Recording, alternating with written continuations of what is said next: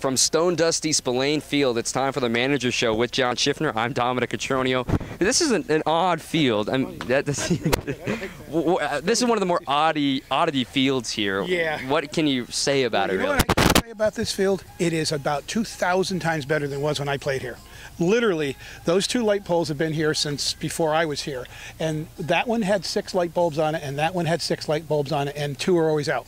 It was dark here, really dark. And there used to be the town dump was over there, and the mosquitoes were the size of hummingbirds. So this is far better. So I have to defend this field. I don't care for the stone dust, but it does help in wet weather. You know, the water drains through that real fast. So there is an advantage to that. But it is okay. Yeah, I don't want to upset anybody. Well, at third base, playing on the stone dust, what kind of hops does it take on you, and how natural is it? Well, it's all rocks. They call it dust, but it's pebbles. It's not stone dust, it's stone pebble. No, it takes terrible hops. It's just bad hops. It's unpredictable, no true? You would better be careful on a hard ground ball at you. You might want to turn a little to the side, or you might lose your manhood. But it's the best they have here. It's part of the charm of the Cape Cod League. But they take care of it. Cooper and his crew takes care of it. But it's a tough surface to play on. It destroys your fanny when you're sliding, because you're sliding on stone pebbles. So, but it is, like I said, it's a charm of Cape Cod. Well, we struck a chord there. Let's go to the pitching. How you can avoid hitting ground balls. Jesse Adams making his last start for the Anglers tonight. Another Boston College guy finally saying, goodbye to this season. Working with Nick Shortino, 3 straight nights for him. Is it just the battery connection there that you wanted to start him? The familiarity. Nick will know when there's something wrong and go plodding out there and check on Jesse. That's a lot of these guys are accustomed to catching 3 games in a row. They're catching Friday, Saturday, Sunday sometimes. So I don't think that's any big deal.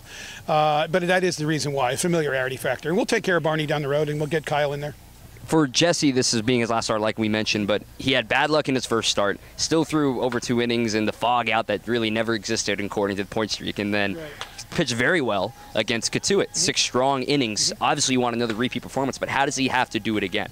Just do what he does. Do what Jesse does. Jesse's a good pitcher. He's a really good college pitcher, and I wish he could stay longer. I wish he could stay for the whole summer, but the college coaches are being very cautious with their kids' arms, and I get it. And he wanted Jesse to get a taste coming down here again. We're going to get him about 17 innings or so, something like that. And that's what the league is for. Like I always refer back to, this league is the league of opportunity. So one scout sees Jesse throwing tonight, he's going to plant a seed in that guy's mind when it comes up to draft day next year, that this kid can get it done.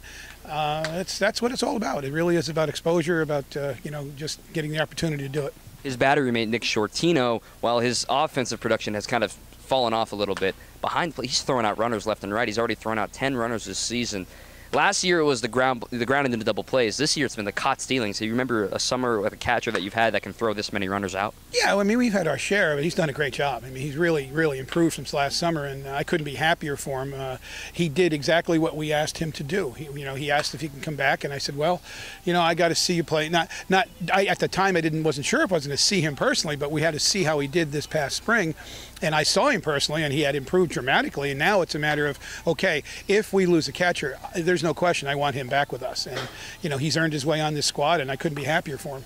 Speaking of the offense, it's been very slow. We're still trying to make adjustments with this team. What are some of the things you're working on with the guys specifically? Well, I think it's just confidence. And we had a staff meeting last night over at the third base.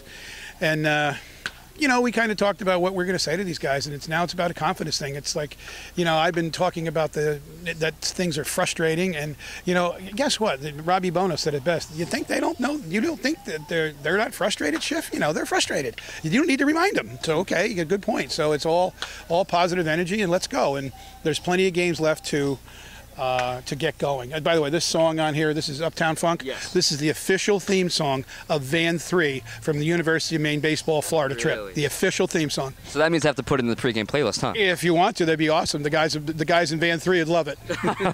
Well, how about the vans that will be taking to Fenway tomorrow? Big bus coming to Fenway for the workout day. How have you seen that day kind of progress as the scouting combine kind of deal going on, and what do we have to expect for tomorrow? It's everything. It's just exactly what it is. It's almost like a scout day. The guys will field ground balls. The guys will hit. The guys will throw. The guys will run. The guys will get in the bus and come home. And they're on Fenway Park, which is pretty cool. Yep. What was it like when you played? Did you guys have anything like that? No, not at all. We just came here and played. Just kind of showed up and hoped somebody came to the game? Stretch, throw, and go. A lot of times we had real jobs. We didn't scratch this field with a rake for a couple hours and go home and get paid. I remember one summer I was scraping boats at Saquatucket Harbor. Another summer I worked at Bradley's department store. Another summer I was pushing a lawnmower a little bit. Summer catch style. Exactly. Lifeguarded a little bit. Yeah, but we worked. It was, 8 to 4. Run home, grab a quick sandwich, and get in the car and drive someplace, or go over the field, and you might get some BP. These guys would go, "You did what? You scraped the bottom of a boat?" "No, about 5 a day." And then painted it the next day. Times have certainly changed here, but that's it for the Manager Show. Any shout-outs today do I have to look out for? Well, I just gave kind of one to my boys from University of Maine. I hope they're all doing well. Well, that's it for John Schiffner. Thanks for joining us today. My pleasure. Thank you. That's us for us down here. Johnny, right above us on the third base dugout. Take it away.